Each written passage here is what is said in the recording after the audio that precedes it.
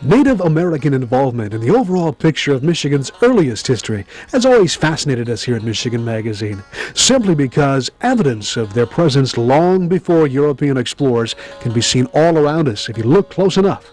Entire nations such as the Ojibwa or Chippewa, the Potawatomi, the Odawa, the Miamis, the Hurons, the Wyandots have all made the Great Lakes region, specifically Michigan, their homeland, some for thousands of years. We've studied the Native American presence through findings of amateur archaeologists like the late Jerry Wangler of Oscoda, whose collection of both reproductions and actual Native American artifacts showed us a very deep-rooted heritage long before the white man. Learning centers, such as the Nokomis Learning Center in Nokomis, Michigan, provided insight of the need for a comprehensive studies center to accumulate and disseminate accurate history of Michigan Native Americans.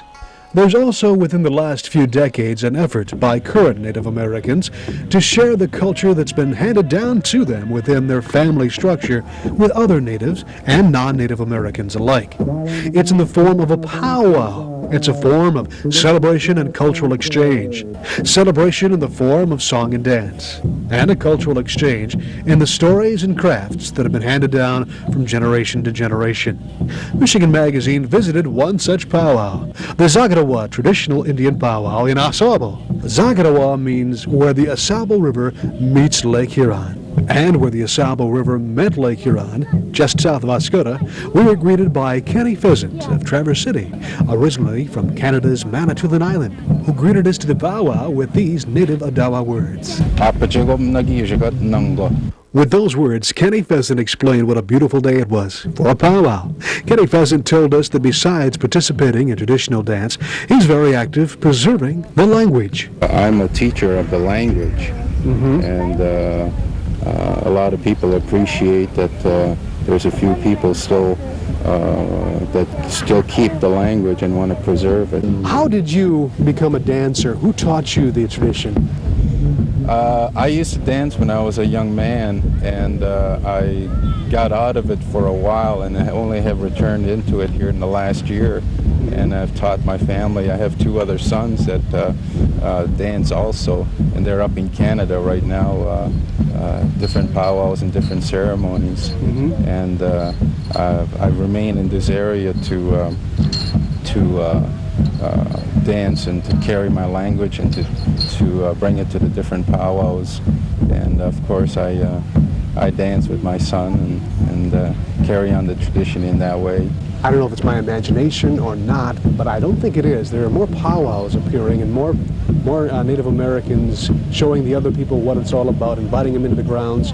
Is this something that is consciously being done? It's a thing that was almost extinct like 40 or 50 years ago. It almost died off.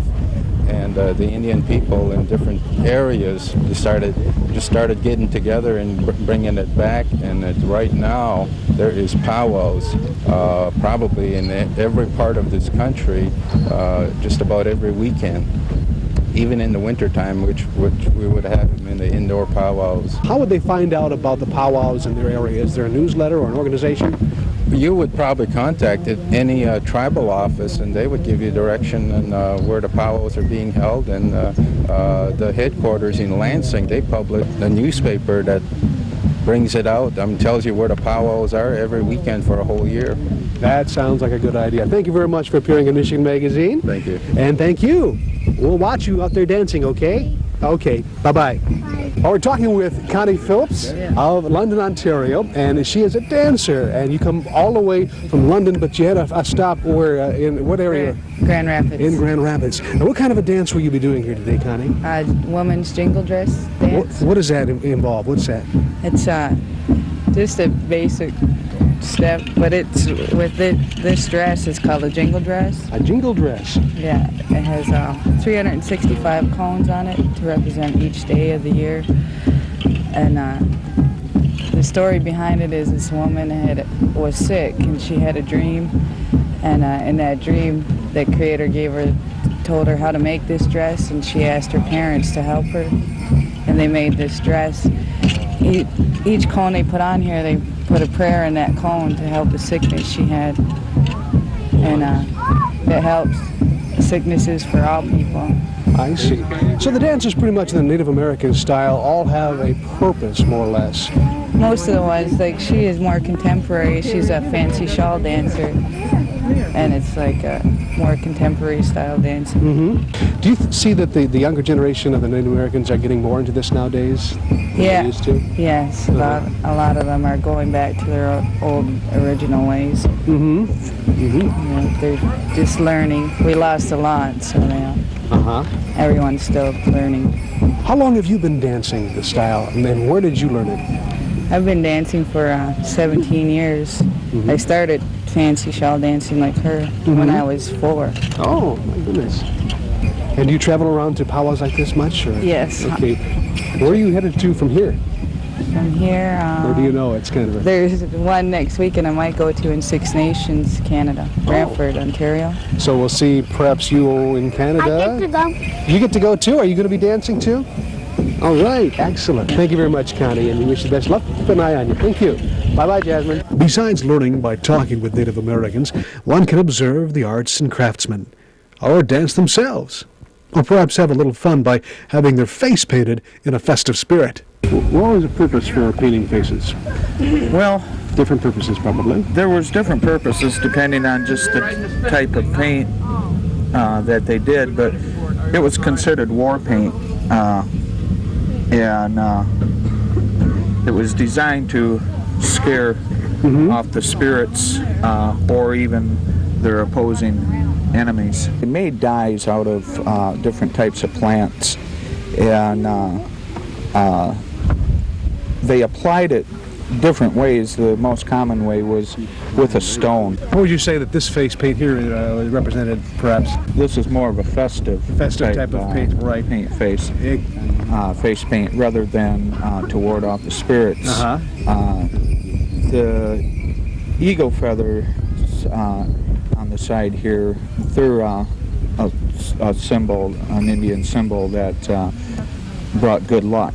So basically that type of face paint is a happy face. Well, there you go. The only thing it'll ward off is my family if I showed up at the door wearing this, if they didn't know where I was. Thank you very much for appearing in Michigan Magazine. Although a festive spirit prevailed, there is a serious intent of the powwow, as one of the organizers, Susie Nighawan, known as Fox Lady, was quick to point out. It's the old and the young getting together, teaching one another different things about their culture.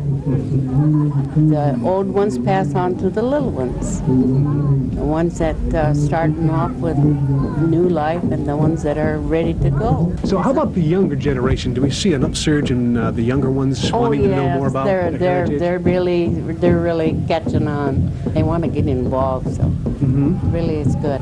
So what is the prospects for future powwows in the area? Are we looking forward to another one now? I mean, this is a big planning process, isn't it? It is. It takes a lot of work.